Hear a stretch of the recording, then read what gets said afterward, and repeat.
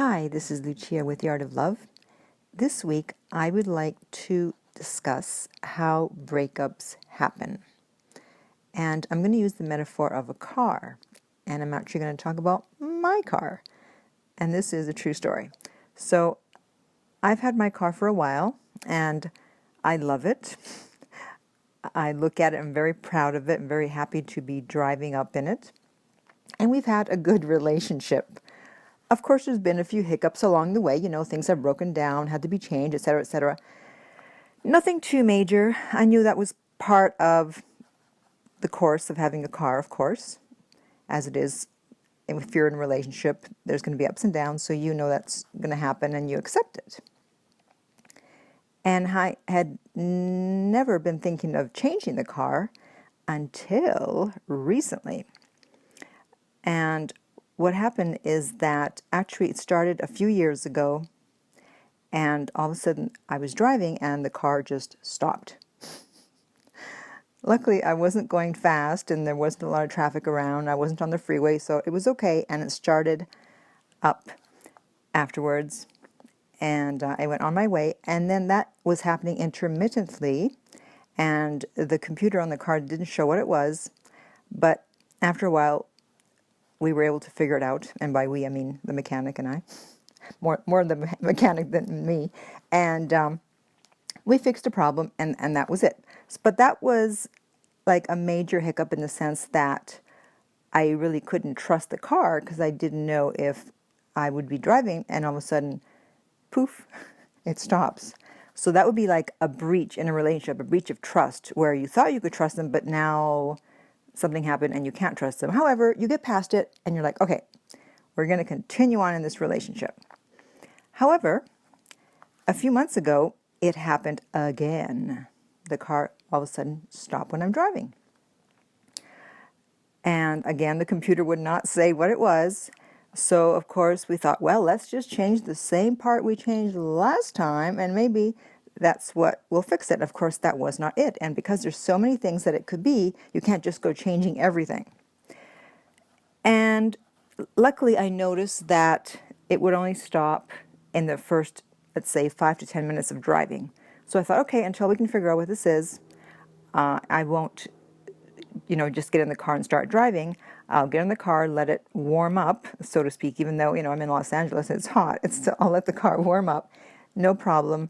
I can always check email, etc., etc. So I was doing that, and it was working out fine. The car wasn't stopping, and everything was fine until a few days before I was supposed to go on a very long vacation, and I had to go get some groceries and some other things, and it was a very hot day, and it was noon, and I had done the warm-up on the car, and so I went on my merry way, and it still stopped. And I was able to pull over, and however, this time it did not start right away as it had been starting before. So I called AAA, and I had to wait half an hour for AAA to get there. Meanwhile, it's high noon, the sun is beating down on me, and I have no air conditioning because I can't start the car, so I have no air conditioning. Anyways, of course, AAA came, and what do you know? The car started as soon as they got there. What else is new? But anyways, I got the idea, you know what, I'll give the car to my mechanic while I'm away, and hopefully he'll be able to figure it out. So I went on my vacation where I rented a car. And this was a newer car than mine. And I liked it.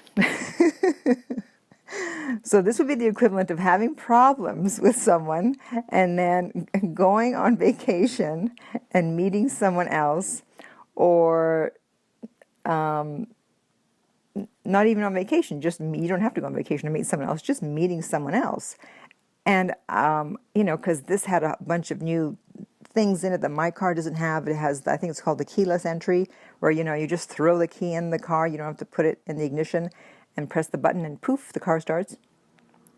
It had the rear backup camera, the warm seats, and a bunch of other things. And it was just so nice to be with a reliable car that I could trust. There were no trust issues, and it was just so smooth. There's one little issue, the back window was a little small, but okay. Other than that, I liked it. So I start thinking, maybe it's time to switch cars. Maybe it's time to change cars. And so that's how it starts because, there's problems in a relationship. You break the trust. Let's say as with my car, I couldn't trust it. It happens one time, they forgive you. It happens twice. Now it's like, I don't know if I want to continue trusting this person. And so now that I've come back from vacation and the car is fixed, although I still don't totally trust it, it hasn't stopped, but you never know because it already happened twice in the last few years. But now I find myself looking around at other cars and wondering, if I switch cars, should I get that one? And I'm going on car sites, which would be the equivalent of going on dating sites, just to check up cars and see what the cost would be and what they have to offer, et cetera, et cetera. And so that would be the equivalent of, not being happy and starting to look around and thinking, I wonder if I should leave. And I never thought of this before. I never thought of changing the car. I mean, obviously I know one day I have to change it, but I thought sometime in the distant future. I didn't think it would be now. But now I'm thinking, I haven't totally decided. But whereas before I didn't think about it at all, now I'm looking around. So again, it's like you're in a relationship and you've had these major issues. And as before you were fine, you're willing to put up with whatever. And now you're like, I don't know. I had a really good experience with that other person, with that other car that I rented. And, it was nice to not have to worry, not have those issues. And I'm not talking about, trading in for a newer model, because I know people will listen to this and go, oh, you're talking about if there's problems, you trade her in for a newer. No, that's not what I'm talking about. This is about trust being broken, as in this analogy. Might be other issues that you might be having, major issues, like infidelity. In this case, it's trust. I can't trust the car, and just as you can't trust a person. So you start looking around. And I know that if it happens again, if the car stops again, then I'm going to have to exchange it because I don't want to go on like this. I want a reliable car like the one I rented.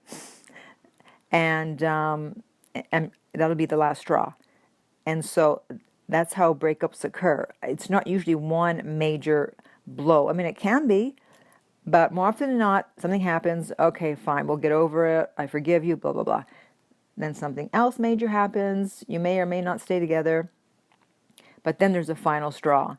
And so when you find yourself looking around and other people start to look good and you start to wonder about what's on dating sites, then you know that you're probably coming to that point where the last straw, if it occurs, that'll be it and you're out of there. So that's why you want to take issues seriously and deal with them and make sure you don't repeat them in order to prevent a breakup, because people will only put up with you and the issues for so long, and then at a certain point it's going to be like, that's it, I can't do it anymore, that's it, I'm out of here.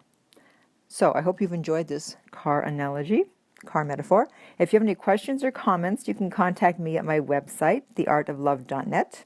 If you're interested in private coaching, you can also reach me there at theartoflove.net. If you're listening on iTunes, I would appreciate if you would rate and review the podcast. If you're listening on YouTube, please subscribe. And finally, remember that love inspires, empowers, uplifts, and enlightens.